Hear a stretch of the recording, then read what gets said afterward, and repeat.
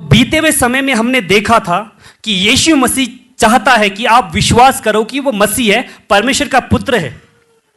आज मैं आपके सामने 3 बातें बताऊंगा।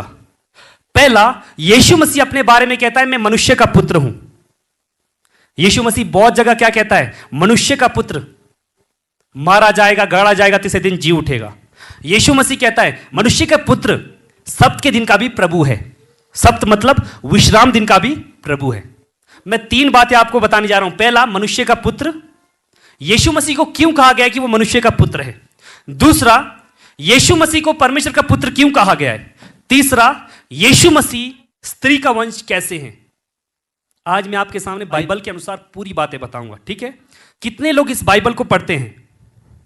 सभी लोग पढ़ते हैं ना। आप जब बाइबल को पढ़ते हैं, नए नियम को पढ़ते हैं, मत्ती रचित सुसमाचार पहले अध्याय का पहला वचन क्या कहता है और दूसरा वचन क्या कहता है? अब्राहम की संतान, दाऊद की संतान, यीशु मसीह की वंशावली।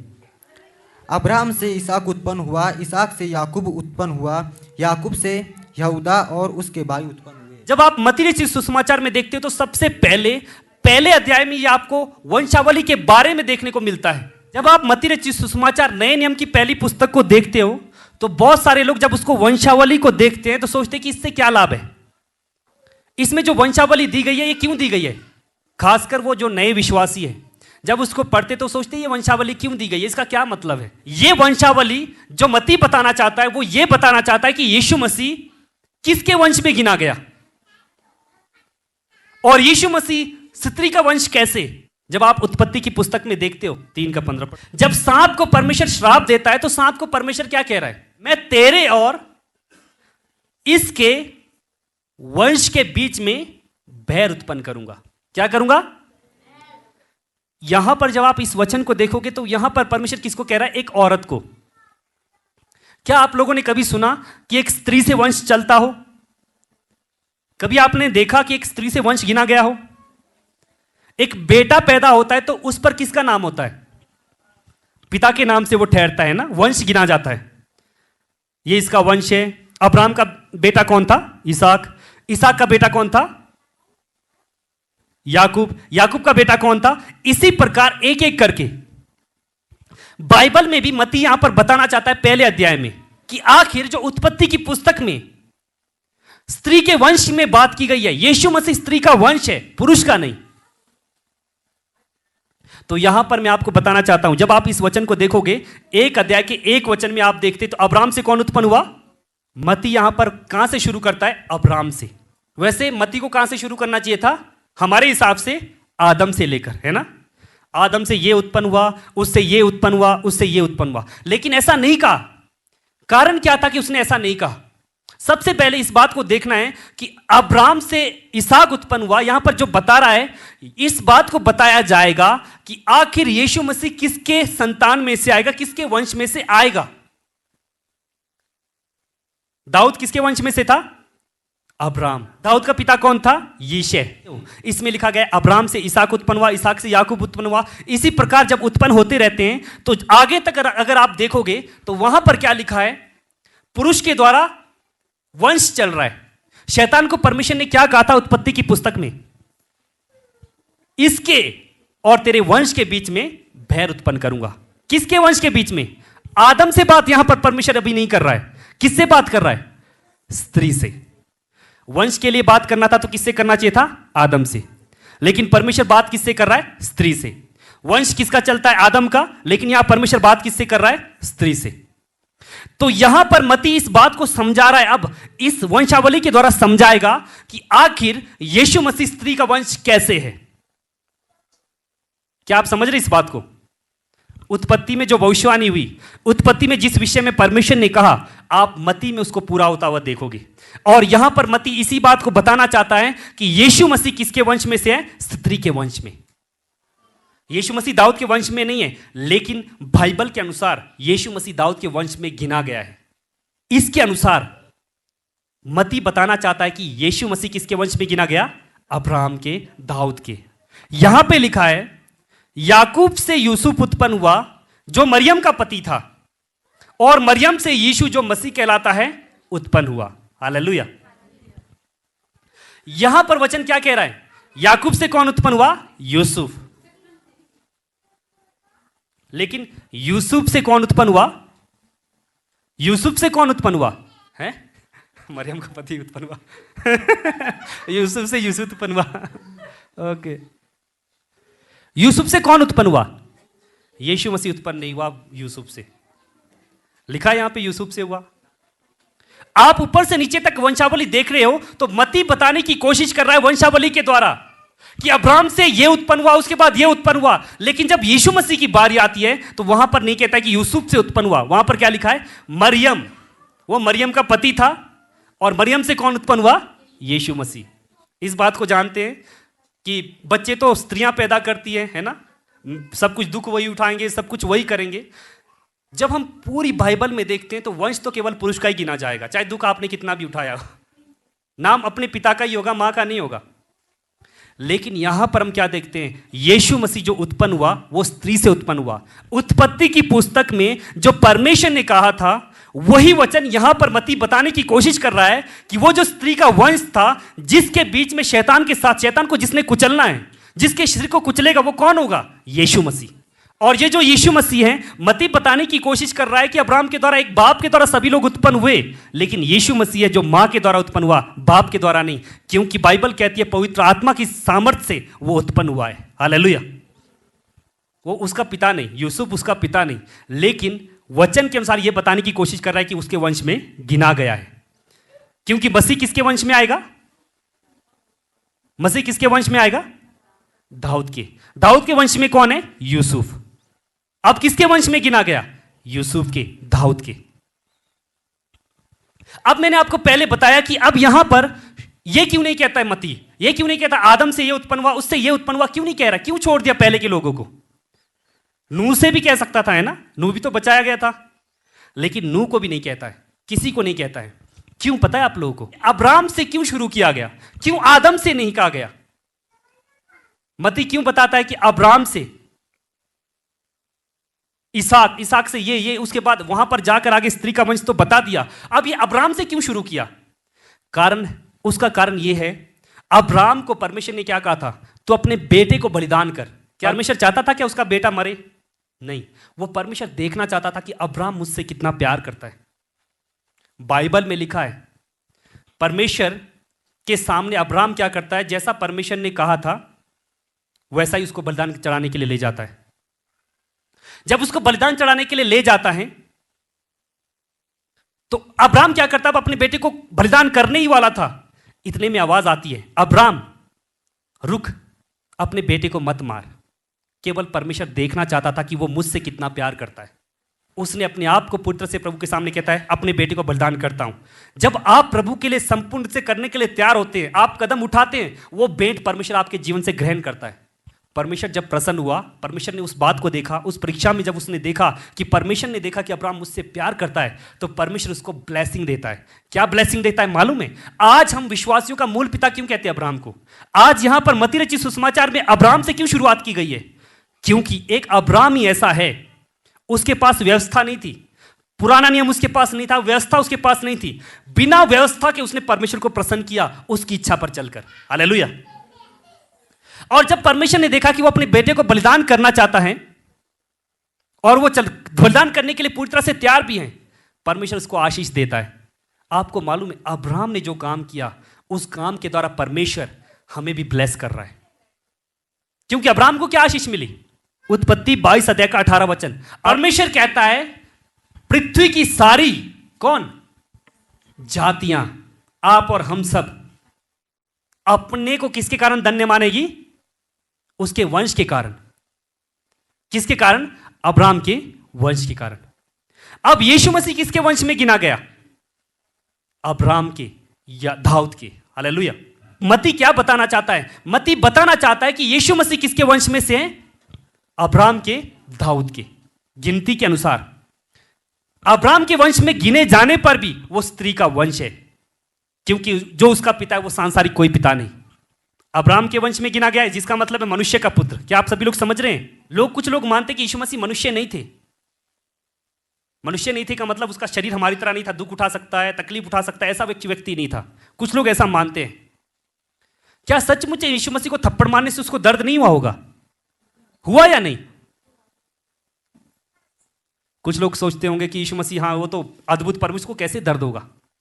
यीशु मसीह अपने बारे में जब बताता है मनुष्य का पुत्र हूं, तो बताना चाहता है जैसे आप लोग हैं, जैसे मैं हूं, हम सब की तरफ पूरी तरह से उसकी देह है। वो 100% मनुष्य बना था। हालेलुया। जिसके कारण से वो अब्राहम के वंश में गिना गया, जिसके कारण से हम बाइबल में देखते हैं स्त्री के द्वारा उत्पन्न हुआ। उत्पत्ति की पुस्तक में जो लिखा गया है वो स्त्री के वंश में होगा, तो ठीक वैसा ही हम बाइबल में देखते हैं। इसीलिए यीशु मसीह अपने आप को क्या कहता है? मनुष्य का पुत्र। परमेश्वर के सामने किसकी क्या हिम्मत की क्रूस पर चढ़ाए? यीशु मसीह को पकड़ कर ले जाने के लिए अगर वो पूरी तरह से परमेश्वर हूं करके प्रकट होकर संसार में आए होते, उन्होंने देह धारण नहीं किया होता, वो मनुष्य नहीं बने होते, तो क्या होता? कोई भी उसको टच नहीं कर सकता। लेकिन यीशु मसीह ने पूरी तरह से देह धारण किया, शरीर में आए हमारी तरह, ताकि वो दिखा दें कि एक आदम ने आज्ञा का उल्लंघन किया, लेकिन यीशु मसीह जिसने परमेश्वर की आज्ञा को मानकर दुख उठाकर आज्ञाकारिता रहा, बाइबल कहती है। हालेलुया। तो यहां पर मत्ती बताना चाहता है कि यीशु मसीह कहां से है? स्त्री के वंश से।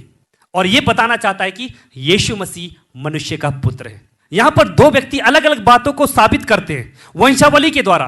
कुछ लोग वंशावली को पढ़ते ही नहीं, आपको वंशावली को पढ़ना है। और जो हमारे पापों से उद्धार करने के लिए परमेश्वर की नहीं बल्कि एक मनुष्य की आवश्यकता थी, इसीलिए परमेश्वर ने शुरुआत में ही योजना बनाई कि एक ऐसा मनुष्य आएगा जो हमारे पापों से हमें छुड़ाएगा।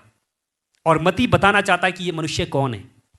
जो उत्पत्ति में उसके बारे में भविष्यवाणी की गई है, वहां पर वंश कहा गया है, वंशों को नहीं कहा गया है। वंशों को कहा गया होता तो अब्राहम के जितने वंश है, कितनी संतान, उनके बारे में कहा गया होता। लेकिन वंश का मतलब है एक व्यक्ति। किसके बारे में कहा गया? यीशु मसीह के बारे में, एक व्यक्ति के बारे में। हम यीशु मसीह के कारण हम धन्य मानते हैं। हालेलुया। वो अब्राहम के वंश में से है, मत्ती इस बात को प्रूफ करता है। वो स्त्री का वंश है, इस बात को मत्ती प्रूफ करता है। अब यहां पर लूका क्या प्रूफ करेगा, आप लोगों ने ध्यान देना है। लूका क्या प्रूफ करता है? मत्ती बताना चाहता है वो मनुष्य का पुत्र है, मत्ती बताना चाहता है वो स्त्री का वंश है, लेकिन लूका बताना चाहता है कि वो परमेश्वर का पुत्र है। 23 वचन में जब आप देखते हो तो यहां पर लिखा है, जब यीशु आप उपदेश करने लगा तो लगभग 30 वर्ष की आयु का था। जब यीशु मसीह ने सेवकाई शुरू की, जब उपदेश देने लगा था, वो कितने साल का था? 30 वर्ष का। 30 साल का है। आप लोग ध्यान कर रहे हैं इस बात को। एक जवान व्यक्ति, यीशु मसीह के पीछे कैसे कैसे लोग आए थे, जो बुजुर्ग थे यीशु मसीह के सामने, है ना। यीशु मसीह के पैर पकड़ रहे हैं, यीशु मसीह को छू रहे हैं, यीशु मसीह की बातों को सुन रहे हैं। 30 साल का व्यक्ति, एक जवान व्यक्ति, यीशु मसीह ऐसा नहीं कि बुढ़ापे में क्रूस पे चढ़ा, नहीं, 3.5 साल के अंदर यीशु मसीह ने सेवकाई की है। एक तरफ से तो यीशु मसीह को चोट लगती है, दर्द होता है, दुख होता है, क्रूस पर चढ़ते हैं, रोते भी हैं। एक तरफ से वो मनुष्य के पुत्र हैं, दूसरी तरफ से वो परमेश्वर के पुत्र हैं। यानी कि उनको मालूम है आने वाले समय के बारे में, उनको मालूम है, हर एक वो बातों को जानते हैं। यीशु मसीह कहता है कि वो सब बातें जो चेले नहीं जानते थे, यीशु मसीह उनको बताता है। उनके पास ज्ञान की बातें हैं, जीवन उसके पास है। यीशु मसीह कहता है कि जो कोई मुझे खाता है वो कभी नहीं मरेगा, वो कभी नहीं नाश नहीं होगा। हालेलुया। वो कभी नहीं मरेगा। यीशु मसीह यहां पर किसकी बात कर रहे थे? अपने देह की बात कर रहे थे। वो आत्मिक बातों को कर रहे थे, वचन की बात कर रहे थे। वचन कौन था? यीशु मसीह। अब यहां पर लूका क्या बताने की कोशिश कर रहा है, आपको गौर करना है। आज से मैं विश्वास करता हूं कि आप लोग क्या करेंगे, वंशावली को समझ पाओगे ना। कितने लोग बाइबल घर में, बाइबल जब पढ़ी तो ये वंशावली नहीं पढ़ी होगी, है ना। थोड़ा सा पढ़ लिया होगा, सोचा होगा क्या रहने दो, आगे पढ़ते हैं। कितने लोग हैं? हाँ, इसकी क्या जरूरत है, सोचा है ना। कौन पैदा हुआ, क्या मतलब इससे वो पैदा हुआ, वो पैदा हुआ, वो पैदा हुआ है। हम सच में, मैं आपकी बात नहीं कर रहा हूं, मैं अपनी भी बात कर रहा हूं, मैं अपना भी उदाहरण दे रहा हूं आपको। जब मैंने प्रभु पर विश्वास किया था तो मैंने इसको छोड़ दिया। मैंने सोचा यार इसकी क्या जरूरत है, मुझे अब्राहम से ये पैदा हुआ, ये पैदा हुआ, ये पैदा हुआ, क्या सीखना है मैंने उससे। आगे पढ़ता हूं, यीशु मसीह पैदा हुए, स्त्री से पैदा हुए, जो वचन आगे, मैं आगे चला गया, इसको स्किप कर दिया, इसको छोड़ दिया। उसके बाद काफी समय तक मैंने इसको पढ़ा ही नहीं। एक बार पढ़ लिया, ऐसा नहीं क्योंकि बाइबल तो पूरा पढ़ना है ना, एक बार तो पढ़ लिया, 2 बार भी पढ़ लिया हो सकता है, लेकिन इसको गौर किया नहीं। क्यों? क्योंकि हम सोचते हैं कि वंशावली से क्या लाभ मिलेगा, क्या फायदा होगा। तो यहां पर नजर आ रहा है क्या फायदा इस वंशावली से। जो भविष्यवाणियां हैं कैसे पूरी हुई, इस वंशावली से समझ आता है।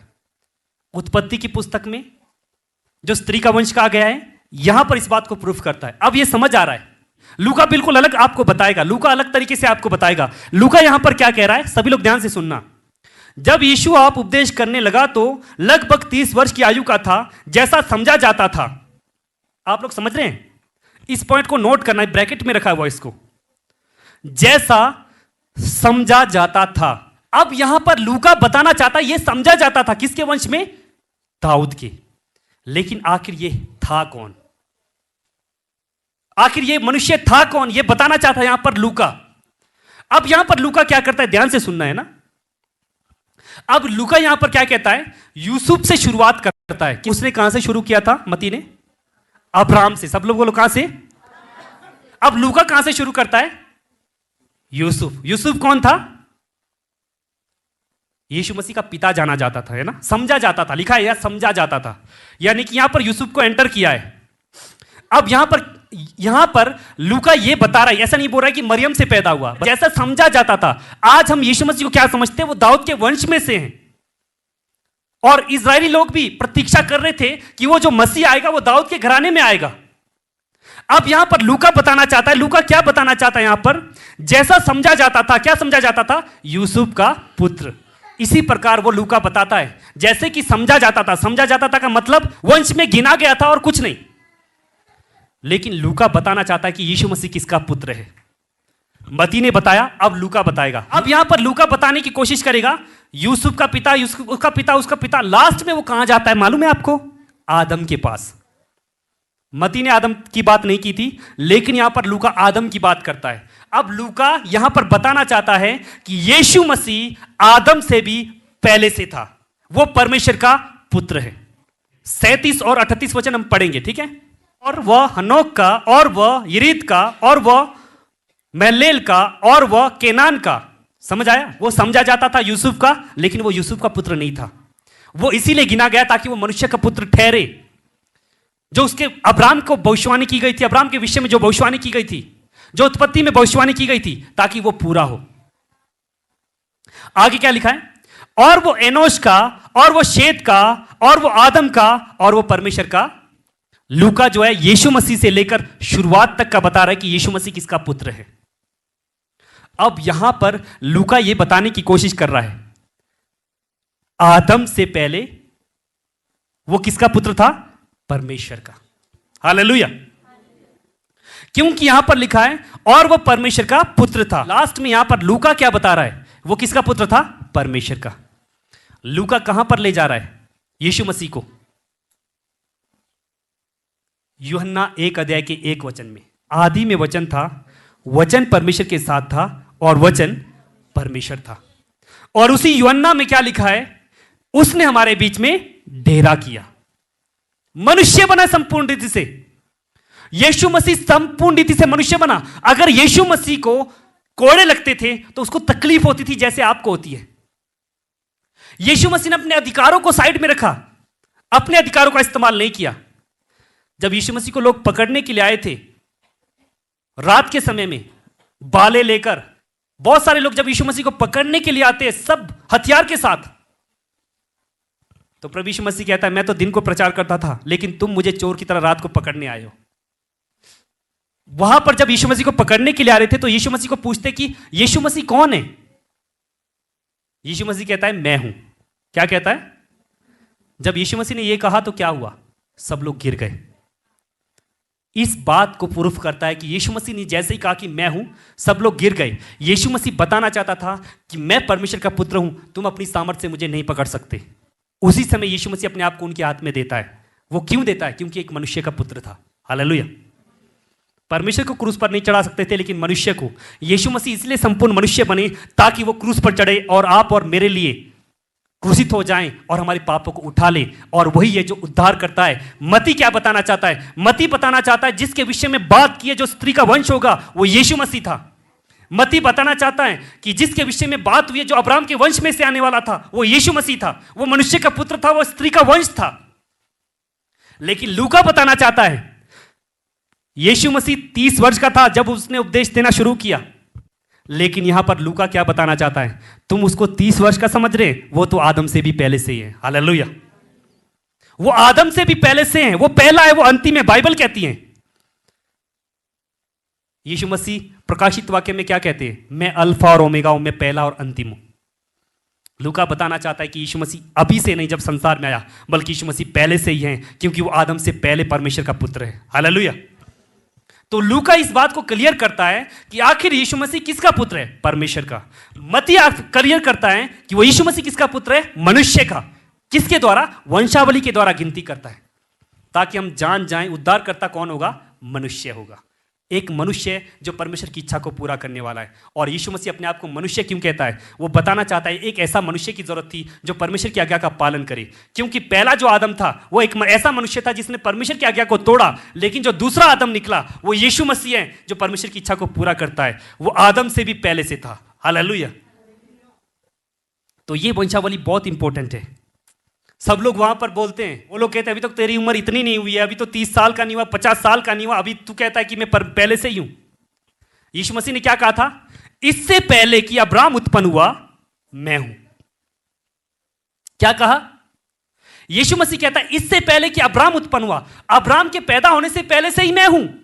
और लूका यही बताता है कि यीशु मसीह अब्राहम से भी पहले से है, वो परमेश्वर का पुत्र है। So, जब यीशु मसीह कहता है कि मैं अब्राहम से पहले से हूं, तो सब लोग बोलते हैं अरे तू अपने आप को कैसे कहता है अब्राहम से पहले? क्योंकि लोग देख रहे तो जवान है, अब्राहम तो कब का चला गया, बूढ़ा होके चला गया, ये तो जवान है, ये कह रहा है कि मैं पहले से ही हूं। वो कहते हैं अभी तक तू इतनी उम्र का नहीं हुआ, लेकिन तू अपने आप को कहता है कि मैं अब्राहम से पहले से हूं। यीशु मसीह बताना चाहता है कि मैं परमेश्वर का पुत्र हूं। हालेलुया। लूका इस बात को क्लियर करता है कि वो आदम से पहले और वो परमेश्वर का पुत्र है। तो मैं आपको आज इस बात के द्वारा बताना चाहता हूं, यीशु मसीह स्त्री के वंश से हैं, यीशु मसीह मनुष्य का पुत्र हैं, यीशु मसीह परमेश्वर का पुत्र है। आमीन।